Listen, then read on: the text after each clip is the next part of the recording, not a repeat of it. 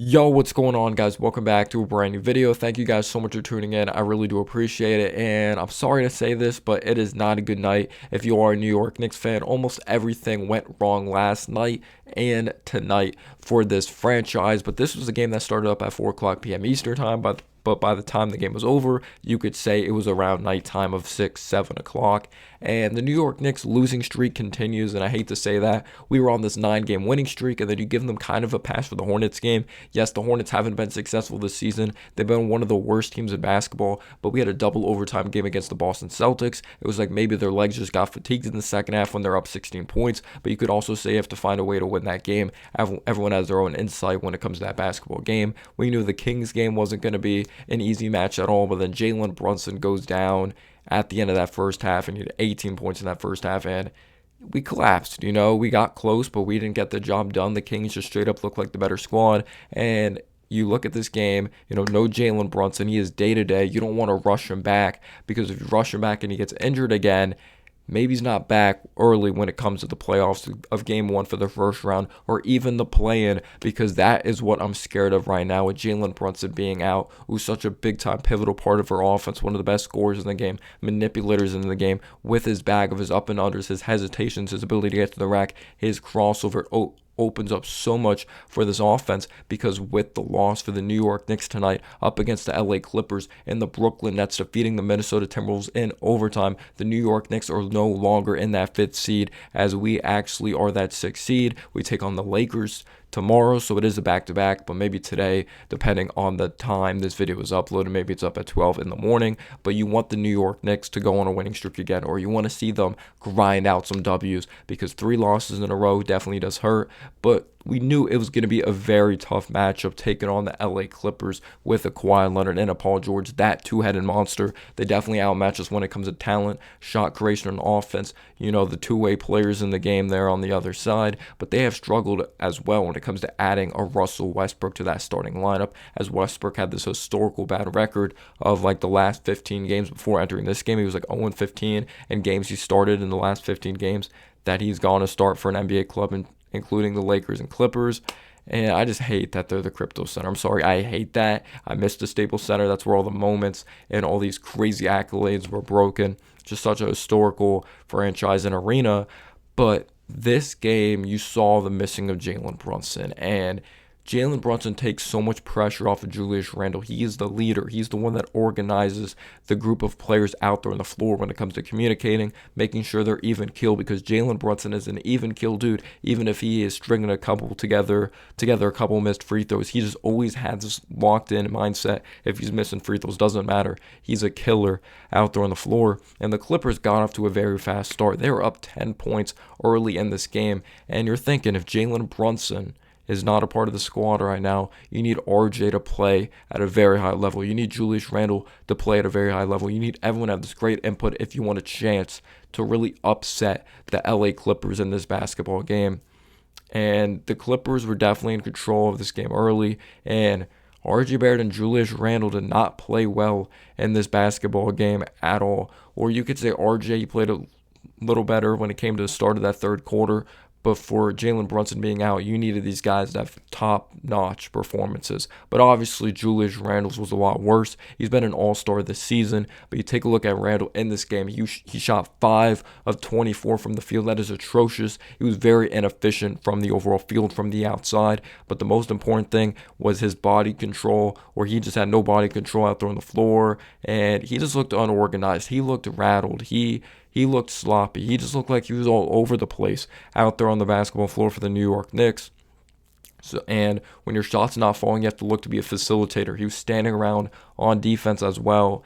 And you also take a look at a big part of the game, which I thought really hurt the game for the New York Knicks when we were up 1. Josh Hart's playing good defense. He's getting this group getting out and running. RJ starting to click a little bit.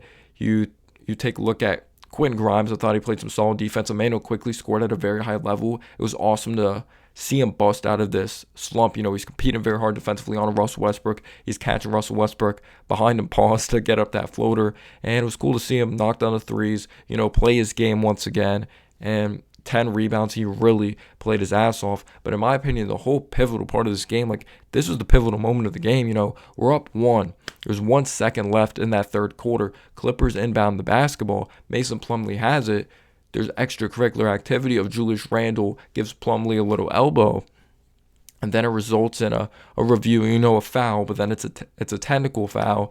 And Julius Randle, I swear, Jalen Brunson's a true leader on this team and makes sure everyone's emotions are organized and everyone's kept in the right headspace. Julius Randle's really pissed off in the moment. He's chirping at Evan Fournier, he's chirping at an assistant coach, and Johnny Bryant has to calm him down.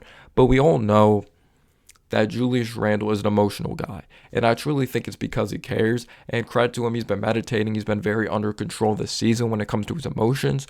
But tonight, he didn't have it. But I know he's not a robot. I know he's not someone that's like controlling him. Some people are able to keep it inside, but he's just an emotional guy. But yeah, that's unacceptable, the way he reacted. And maybe he's just really frustrated in the moment, but you don't need to take it out on players of your organization. I think that is definitely the big thing. And he got rested most of the fourth quarter, but I didn't like his approach at all. And I feel when he's really emotional, when he's not calming himself down, he's really out of control. But he was just a complete mess tonight.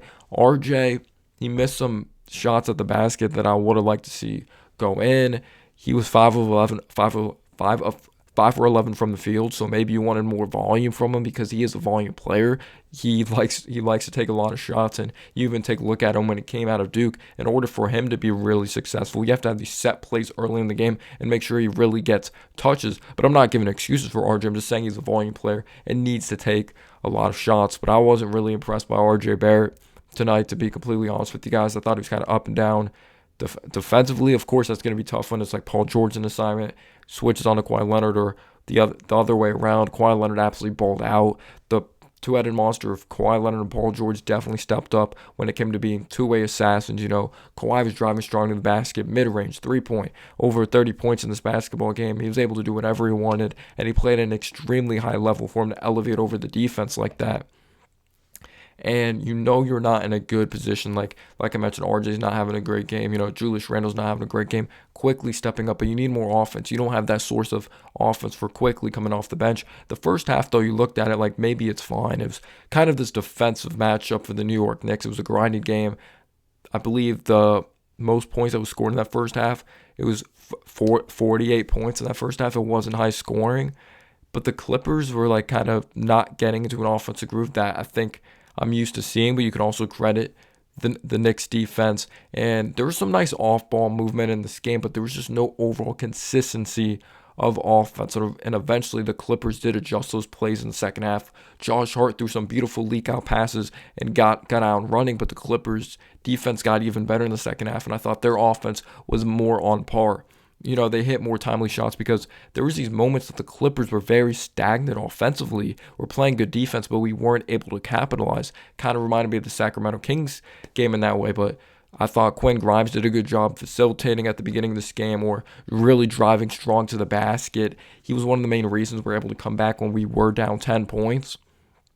Josh Hart comes in the game. He plays extremely good defense. He's pushing the pace, and I love that. He's finding OB in transition, or we're beating them down the floor. Again, they did adjust to that, but I didn't like our shot diet really in this game. I didn't like the threes we were taking. I remember a big play. We could have really cut the lead down to, I believe, 4 in this moment when Obi Toppin had an open lane to the basket. Instead, he settled for a 3. We just didn't shoot well from 3 either. 7 for 30 from 3 is really bad, and I know the Clippers shot like 11 for 32, but their shot diet was better. Yes, they were taking a lot of threes, but they're able to score in more of a versatile type of way. If it was mid-range attack the basket, just Randle wasn't able to get anything going at all in this game. Just extremely bad.